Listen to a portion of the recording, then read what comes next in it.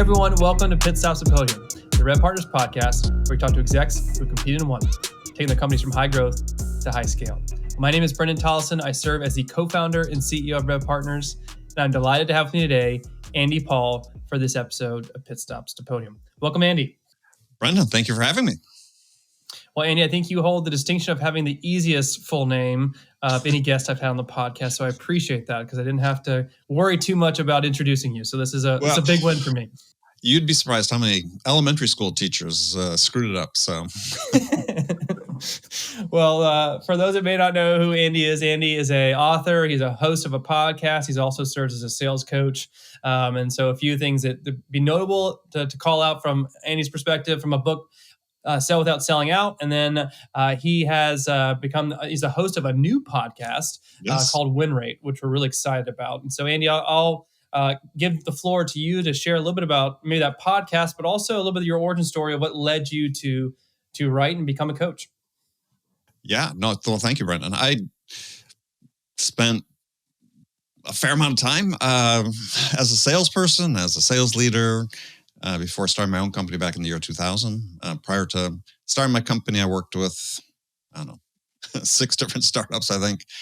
Started with a big company selling computer systems. And before I started my own company, I was selling very large, complex satellite communication systems, 7, 8, 9-figure deals type things. And working for startups. And I'd had this track record and skill set that said, look, there's a way for small companies to compete against really big companies and win big deals. And so I started my consulting company to do that and to coach other small companies, startups, and mature startups, how to go out and capture big deals, and reached a point, about 10 years or so ago, where I had this urge to write a book.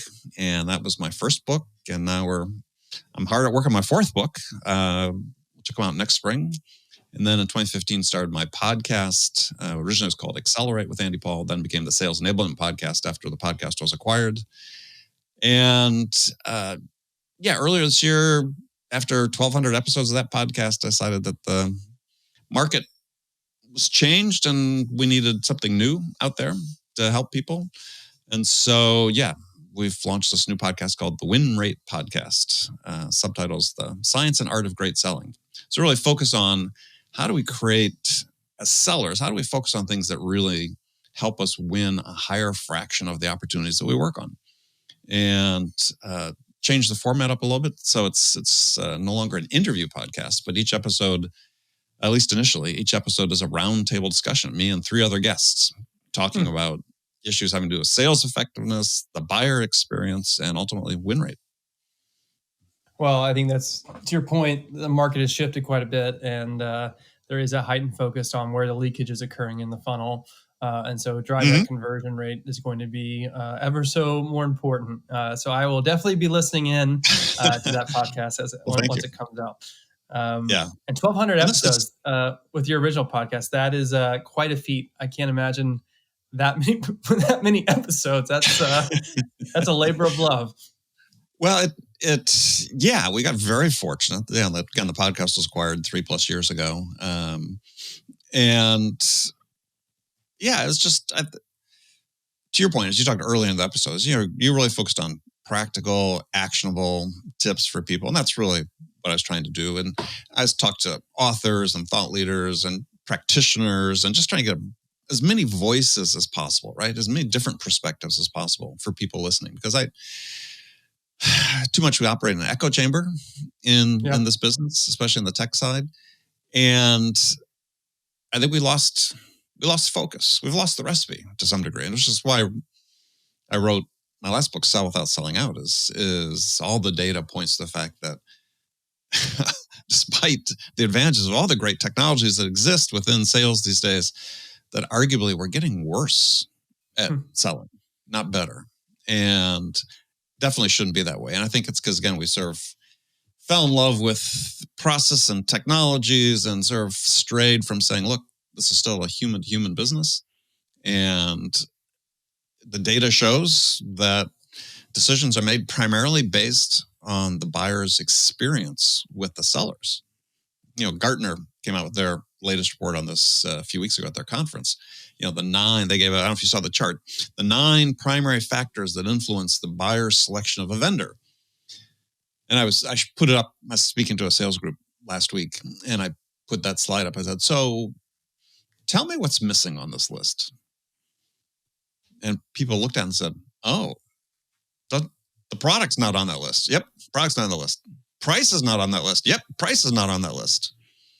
It was trust. It was the seller selling in a way that adapts to the way the buyer wants to buy. It was, understanding the buyer's situation, business situations, knowledge of the customer's industry.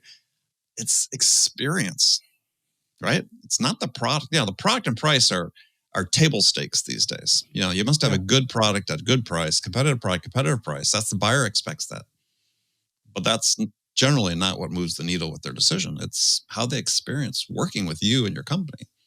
And this is the big shift that we're trying to address. And I think it's what's really the inability in general for sellers to have this perspective, be supported in this perspective, is part of the reason that we see win rates so low.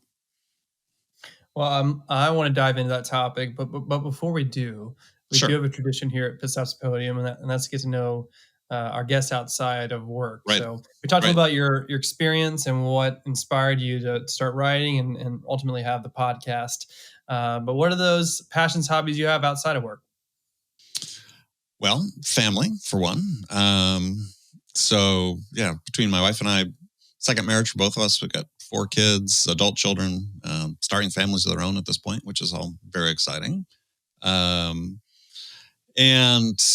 wife and I, up until, she fell, unfortunately, on a bike accident, broke our arms about 9 months ago, but we're very active and avid bicyclists, exercise, swim, walk. So I like to be outside a lot, staying fit, and travel. I mean, we're now, last couple of years, like a lot of people, have been traveling more and more again. And actually, we're just heading off to Scotland for 2 weeks here, just as another day after we record this. Oh, that's great. Well, I hope you guys have a great trip. And I just started on Netflix. They have a Tour de France documentary. I started watching that last night. Okay. Did you watch that? I am right now. I'm like on. I think I'm on episode 6. I just got really into it, and I was just really fascinated by. Like I've never really watched the tour, but just to see, I mean, one, the endurance and like the grit of the riders, but also the team dynamics is really, really interesting. And I didn't understand how much of a team-based concept that race really is. But the thing in the first episode that was striking as I was watching that last night, as I was in bed getting ready to go to sleep, and suddenly I go, oh, and they showed the crash of Fabio Jakobsen. Yeah. It's like, A, why is he still alive? and B, the fact that he's out doing it again, racing again in those tight quarters, because you have to, not to spoil for people listening, but he got maneuvered into a place where there's no more room to go forward, and he just took off in flight. And the guy was in ICU for a period of time. Yeah. That's a great documentary. Yeah, and I see them going down these mountains in the later, I guess, middle stages, and it's just like they're going so fast, and there's very little margin for error. And then I also saw, like, they did the clips back in the day, like 20 years ago, maybe, and they're not even wearing helmets. And it's like, what are you guys doing? Yeah. I was a convert back in the day, before helmets became popular. I was riding and had a bad accident without a helmet, and I vowed, never again. And I don't even like bike share programs in the city, and like in City Bike in New York City, it's like, I won't get on unless I have a helmet. Yeah. Well, I'm sure it only takes one time for you to make sure that you don't do that again. Don't do it again. Yep. Well, I hope. I appreciate you sharing a little bit about kind of your family and some of the hobbies that you do have, and I hope it's a great trip to Scotland. Let's go back. Let's zoom back into one of the things you were talking about. So you mentioned a little bit of the inspiration around selling without selling out, and talking through.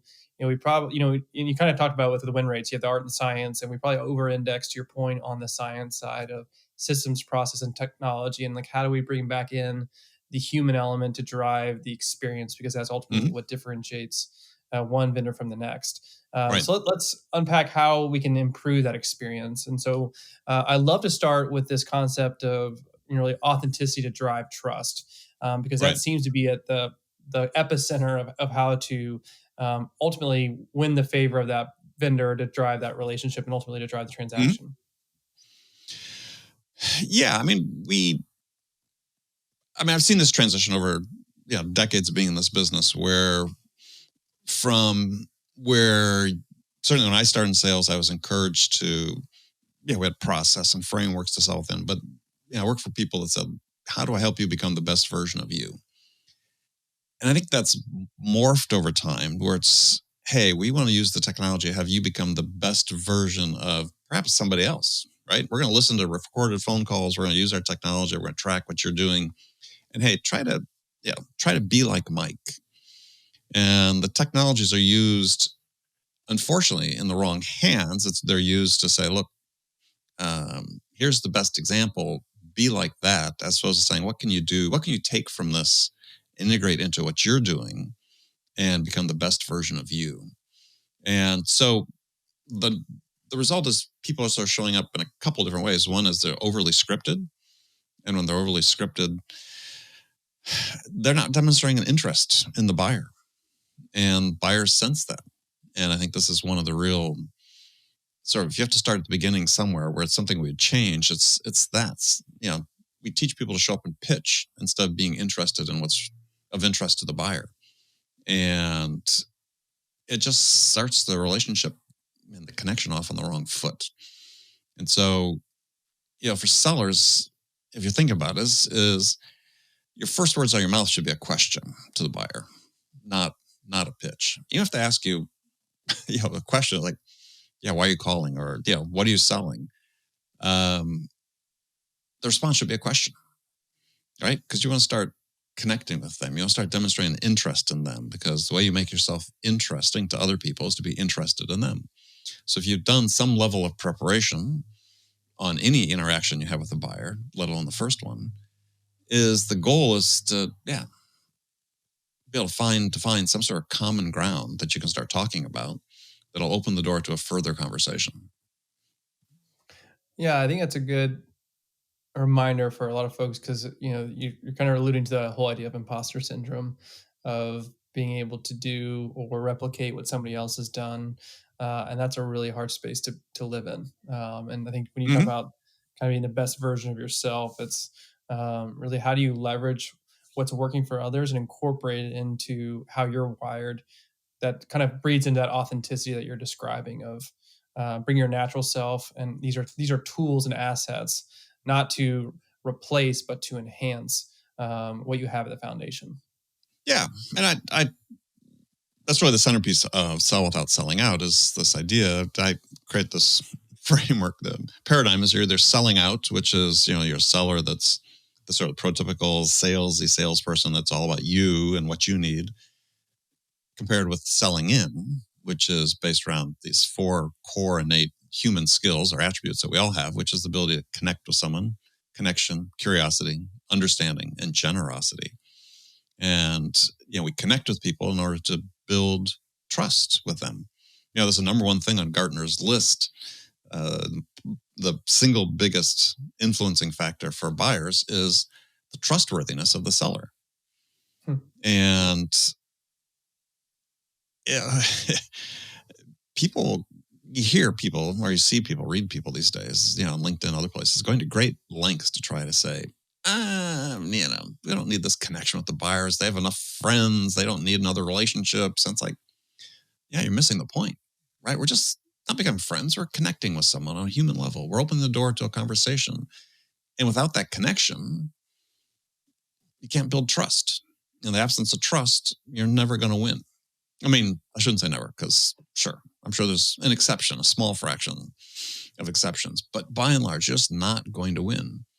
So You mentioned some of those other core values. So you talk about connection with trust, but there's also, you'd mentioned core values. You have curiosity, understanding, and generosity. right. So what role do they play in that sales process? So let me go back to trust for a second, because trust enables curiosity. I mean, it's one you can ask good questions, but what you're trying to do is you're trying to get the answers to the questions. And you have to earn the right to get the answers to the questions that you're asking. You have to earn the right to be a little bit nosy, right? To stick your nose into somebody's business, have them feel comfortable giving you the information that you need that's beyond the superficial. Unfortunately, we train most customers by superficial discovery. We ask superficial questions, we get superficial answers. So we've gathered data, but it doesn't help us really understand what's really important to the buyer unless we are able to dig deeper. So trust enables curiosity and enables you to get the answers that you need to be able to start to understand them. And then, again, so much of our standards are discovery routines we see in playbooks, sales playbooks. They're just about gathering information, but they're lacking context, right? I mean, how do I understand what's really most important to the buyer? How do I understand what's really driving the decision? And we sort of set sellers up for failure in this regard because, I'm sure you've heard this is like, hey, we've got these stages, these linear stages we go through in sales, and we're exiting the discovery stage. We never exit discovery. I mean, every time you interact with the buyer, one of your goals has to be is to deepen your understanding and deepen your discovery of what's motivating them, what's driving them to make a change. And so when we put it in a box like that, we really put sellers at a disadvantage because they say, oh, okay, I'm done. But you really don't understand, right? You just gathered information. And I'm sure you've had this experience. I certainly had this experience where I've won deals on the basis of the buyer telling me after the fact, well, because I'm sort of mystified. We're a small company competing against big companies. Said, well, you're the only one that made us feel understood. And that has so much value to a buyer. And I think even in this age of AI that we're entering into, it becomes even more critical because one of the things we do that's sort of a real disservice to sellers is we sort of teach them, say, look, go into account and we're going to give them some social proof. So, hey, we've worked with dozens of companies just like yours to solve this problem. And what the buyer hears is, we've worked with companies that are like yours, but you're not really listening to me. Yes, I get that you worked with other companies, but we're not like every other company.